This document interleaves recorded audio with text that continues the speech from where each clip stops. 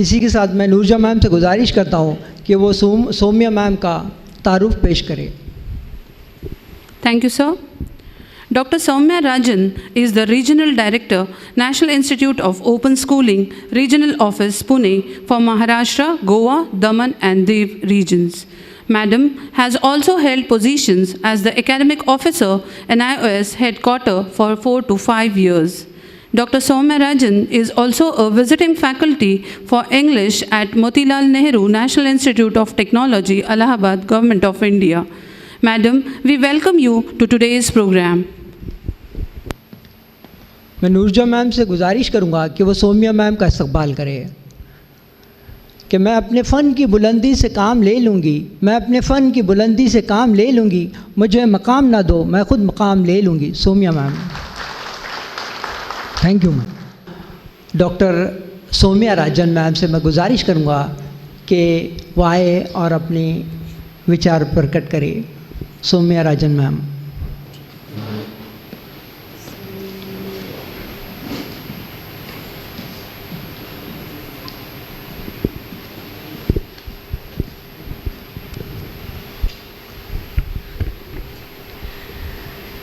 Jamiat open school, MCE society, NIOS और यहाँ पर उपस्थित सभी विद्वत जन को मेरा नमस्कार, अस्सलाम वालेकुम। यहाँ पर अगर मैं जमियत ओपन स्कूल और NIOS और नेशनल एजुकेशन पॉलिसी की बात करूँ तो क्योंकि हमें उसी रोड पे आगे चलना है तो मैं यहाँ पर 3 पैरेलल इंस्टेंसेस ड्रॉ करूँगी कि कैसे जमियत ओपन स्कूल का जो विज़न है और कैसे हमारी जो पाक कुरान है और कैसे जो नेशनल एजुकेशन पॉलिसी है वो तीनों एक ही रास्ते पे चल रही है, बस हमें समझने की ज़रूरत है, वहाँ से हम आगे बढ़ेंगे। ज़्यादा वक्त न लेते हुए जमियत ओपन स्कूल का अगर विज़न की बात करें तो वो क्या कहता है? वो कहता है कि किसी भी मनुष्य का, किसी भी बच्चे का, किसी भी इंसान का स्पिरिचुअल, फिज़िकल और मॉरल डेवलपमेंट होना चाहिए एजुकेशन के माध्यम से। क्योंकि मैं जितने भी रिलीजन्स हैं उसकी होली बुक्स को फॉलो करती हूँ बहुत क्लोजली, और क्योंकि अंग्रेज़ी में पढ़ती हूँ तो मैं यहाँ पर बताती हूँ कि जो हमारी पाक कुरान है वो क्या कहती है। हमारी पाक कुरान में सूरह है और उन सूरह में अगर हम जाएं तो हमारी जो 58 सूरह है और उसका जो 11वां आयत है वो क्या कहता है? वो कहता है कि God will exalt those who have higher degrees to knowledge. जिनके पास हायर डिग्रीज होंगी नॉलेज की, उन्हीं को गॉड आगे बढ़ाता है। उसी में थोड़ा सा और आगे बढ़े, क्योंकि अभी मैं आगे पीछे हो रही हूँ, तो उसी में थोड़ा सा पीछे अगर जाए तो 20वीं सूरह है जो उसका 114वां जो आयत है वो क्या बोलता है? वो बोलता है इंक्रीज मी इन नॉलेज, मेरे को नॉलेज में बढ़ाओ। आप चेक करिए, इसी की दूसरी सूरह में भी यही भावना व्यक्त है। आगे हम थोड़ा सा और बढ़े तो हम ये देखेंगे कि जो हमारी कुरान है उसमें क्या बोला जाता है। एजुकेशन के 3 टर्म्स हैं, तालीम, तरबिया, ताबिद। तालीम क्या होती है? जो हम इंस्ट्रक्शनल मेथड से जाते हैं, जो हम इंस्ट्रक्शंस के थ्रू रिसीव करते हैं अपने टीचर के माध्यम से। तरबिया क्या होता है? जिसमें हम स्पिरिचुअल नर्चरिंग की बात करते हैं according to the power of will, according to the will of the God, sorry. तो हमारा जो गॉड है उसके माध्यम से, उसके विल के हिसाब से हम जो स्पिरिचुअल नर्चरिंग हासिल करते हैं। ताबिद क्या होता है? Sound social development. कैसे हम साउंड सोशल डेवलपमेंट की बात करते हैं। ये तीनों चीज़ें, और जैसे कि मैंने आपको पहले बताया कि मैं कुरान भी पढ़ती हूँ, मैं गीता भी पढ़ती हूँ, ज़ेन एवेस्टा भी पढ़ती हूँ, और जो हमारे अफ्रीकन्स भाई हैं वो क्योंकि सारे रिलीजन्स को फॉलो करते हैं लेकिन उनकी भी एक होली बुक ऑफ नर्ट है, वो भी मैं पढ़ती हूँ। ज़ेन एवेस्टा में भी बहुत सारी चीज़ें हैं। ये सारे जो रिलीजन्स हैं वो हमें कहाँ लेके जाते हैं? एक ही तरफ लेके जाते हैं, शिक्षा की ओर लेके जाते हैं, माइंड के डेवलपमेंट की ओर लेके जाते हैं, स्पिरिचुअल अवेकनिंग के ऊपर लेके जाते हैं, ताकि हमारी शिक्षा सिर्फ शिक्षा एक खोखली शिक्षा ना रहे, हम किसी की मदद भी कर सकें, पीसफुल लाइफ को लीड कर सकें। ये हमारी शिक्षा होती है।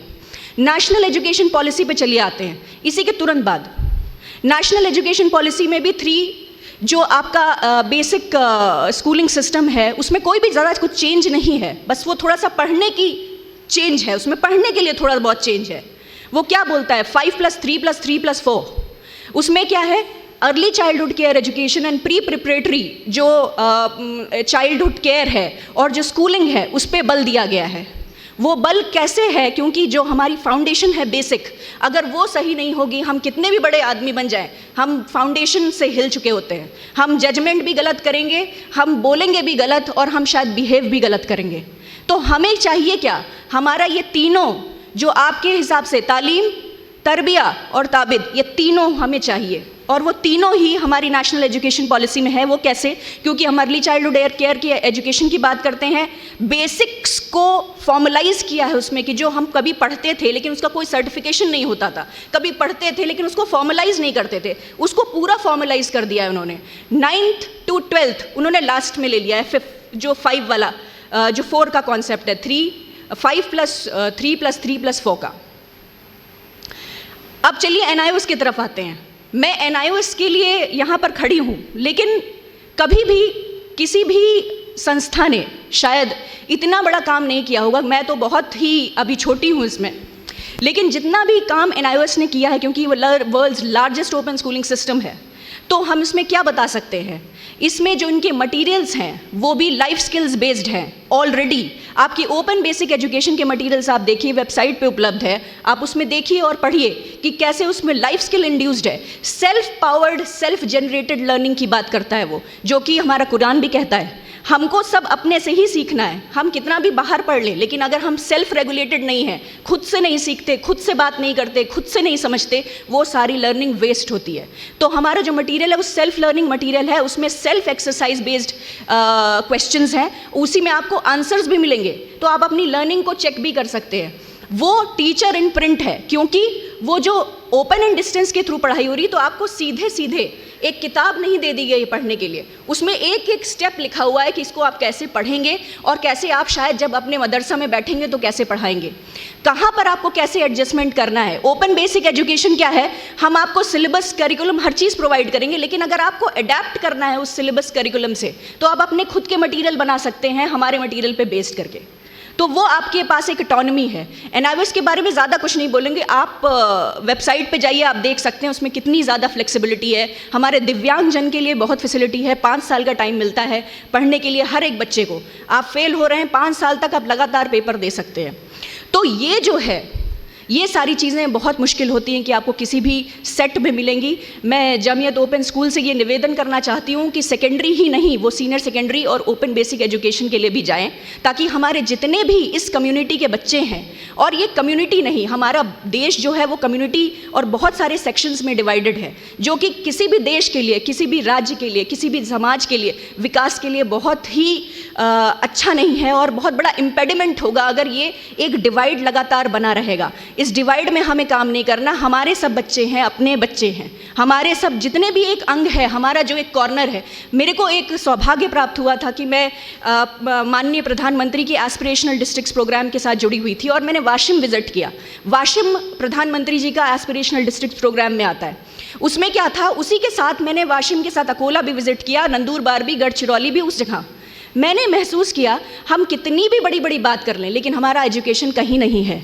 आप महाराष्ट्र की बात करें ऑन इंडियन स्टैटिस्टिक्स, उसका एजुकेशन लेवल बहुत हाई है, लेकिन अगर आप ईस्टर्न पार्ट ऑफ महाराष्ट्र की बात करें, कुछ एजुकेशन नहीं है वहाँ पे, सब कुछ ऐसे ही है, चल रहा है, स्कूल्स खुले हैं, सब कुछ हो रहा है, लेकिन अगर आप किसी बच्चे से पूछे कि बेटा इसका मतलब क्या हुआ, नहीं है, इसका मतलब क्या हुआ। इसीलिए वाशिम जो है वो एस्पिरेशनल डिस्ट्रिक्ट्स प्रोग्राम में है।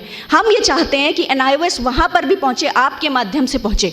आप छोटे छोटे जगह पर पढ़ा रहे हैं, देख रहे हैं, वहाँ ईस्ट पार्ट ऑफ जो महाराष्ट्र है, गढ़चिरौली मेरा प्राइम टारगेट है इस समय, क्योंकि वो नक्सलाइट प्रोन एरिया है, वो वहाँ पर हमें पहुँचना है, वाशिम पहुँचना है, अकोला पहुँचना है, बहुत सारी जगह ऐसी जो पहुँचनी, लेकिन ये 4 डिस्ट्रिक्ट्स मेरे रडार पे हैं, क्योंकि हमें यहाँ पर कोई एडवर्टाइजमेंट नहीं करना, हमको रियल बात करनी है, हमें प्रैक्टिकल बात करनी है। तो ये जो प्रैक्टिकल बात है मैंने आपके समक्ष प्रस्तुत किया। शायद हम यहाँ से बहुत आगे बढ़ेंगे और जैसा कि खान जी ने बोला, बशीर बद्र की शायरी से क्लोज़ किया, हम शायद उसको आगे बढ़ के उसी पे अपनी अपनी मुकाम, अपना जो अपनी एनर्जी है, अपना फोकस है, उस पर केंद्रित करके आगे बढ़ पाएंगे और इस देश को बहुत आगे लेके जाएंगे। बहुत बहुत शुक्रिया आपको।